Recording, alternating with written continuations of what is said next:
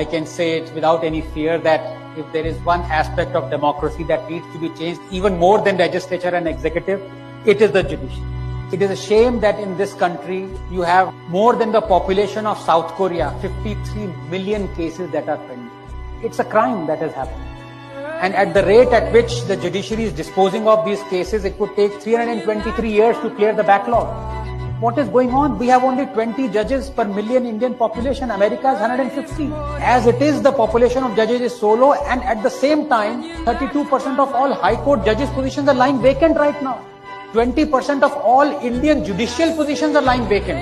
Talk of nepotism, talk of collegium system, judges refuse to elect themselves democratically. There is a High Court in India, Punjab and Haryana High Court, where 32% of everyone working there is related to each other. Lawyers, judges, tempers, every clerk. क्या चल रहा है यहाँ पे?